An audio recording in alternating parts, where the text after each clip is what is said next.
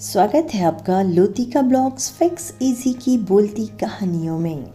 मैं लोतिका आज आपको सुनाती हूँ एक दिल को छू जाने वाली कहानी गंध, जिसे लिखा है मीनाक्षी सौरभ जी ने, जो कि फतेहपुर राजस्थान से हैं और अभी साउथ अफ्रीका घाना में रहती हैं।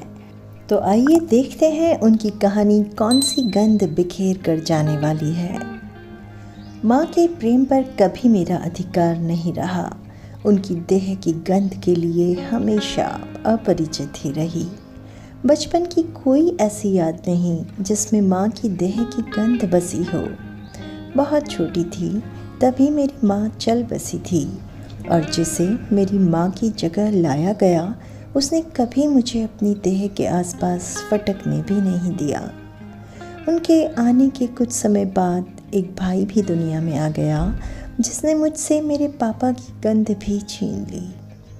जब भी पापा के पास जाने की कोशिश करती या उनकी गोदी में चढ़ने की कोशिश करती, नई माँ हमेशा गोदी में छोटे भाई को दे जाती और पापा भूल जाते कि उनको छूने भर की चाहत के लिए मैं भी खड़ी हूँ।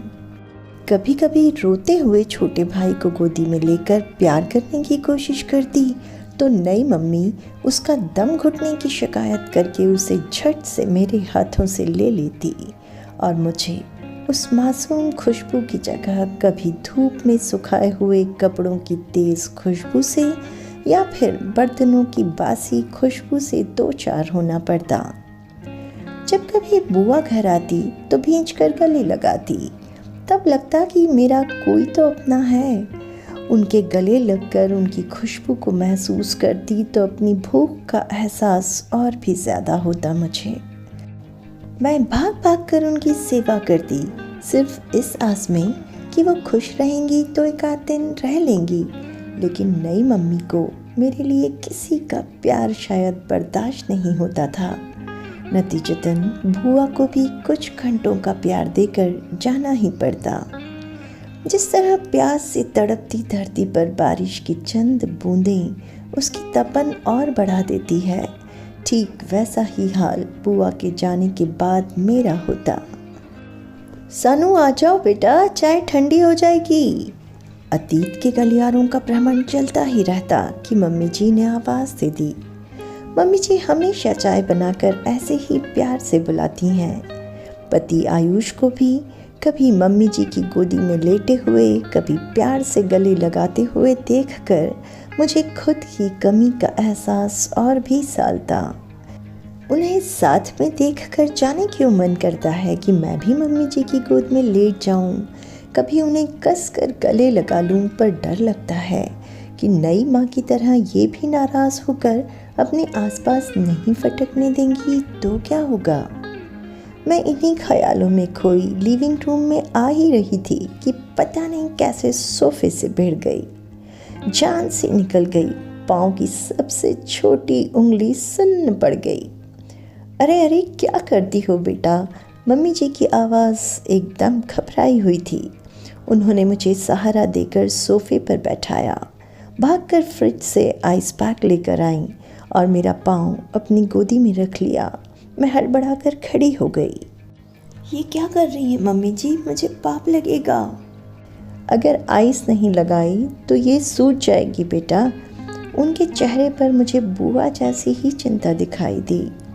मुझे दे दीजिए मम्मी जी, मैं खुद लगा लूँगी। बहुत दर्द हो रहा है ना। मैंने ना में सिर हिलाकर मुंह नीचे कर लिया। मम्मी जी तो मेरी माँ भी नहीं, पर फिर भी पता नहीं कैसे समझ गई कि मैं दर्द में हूँ। उंगली एकदम सूज चुकी थी। मम्मी जी ने कैप बुलवा ली। उनको लग रहा था कि शायद फ्रैक्चर हुआ है। मेरी इस तरह की केयर किसी ने भी नहीं की थी, तो सिचुएशन मेरे लिए बहुत ऑकवर्ड हो रही थी। जिसका डर था वही हुआ। मेरी छोटी उंगली में फ्रैक्चर हो गया था। हम प्लास्टर करवा कर घर आए। अच्छा हुआ मम्मा आपने मेरा वेट नहीं किया और इसे ले गई हॉस्पिटल। ये खुद तो कभी कुछ नहीं बताती, आयुष ने चिंतित होते हुए कहा। माँ को अपने बच्चों की हर तकलीफ़ का पता होता है, मम्मी जी ने मेरे सिर पर हाथ फेरते हुए कहा। मम्मी जी ने मुझे भी अपने बच्चों में गिना। मन की सूखी ज़मीन पर कुछ बूंदें बरसीं। कहा था ना मैंने कि जब कुछ बूंदें मिलती हैं तो प्यास और परेशान करती है। मेरे कुछ शब्द बार बार बाहर आने को मचल रहे थे। मन कह रहा था कि थोड़ी हिम्मत कर ले सानवी, शायद सफल हो जाए। मम्मी जी तुम मम्मी जी मत कहा करो, हमारी तरह मम्मा क्यों नहीं बोलती? आयुष चिढ़ते हुए बोले। मैंने तो कितनी बार कहा इसे, पर यह बहुत संकोच करती है। कोई बात नहीं, धीरे धीरे खुल जाएगी मेरे साथ तो खुद ही मम्मी जी से मम्मा का सफ़र तय कर लेगी। वो अभी भी मेरे सिर पर हाथ फेर रही थी। कितना स्नेह था उनकी आंखों में। मैं उनका चेहरा देख रही थी।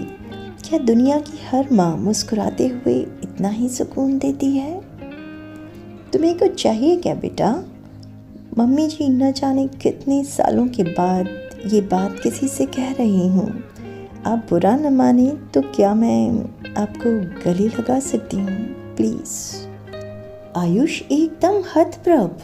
बिल्कुल बेटा, कहते हुए उन्होंने मुझे बाहों में भर लिया।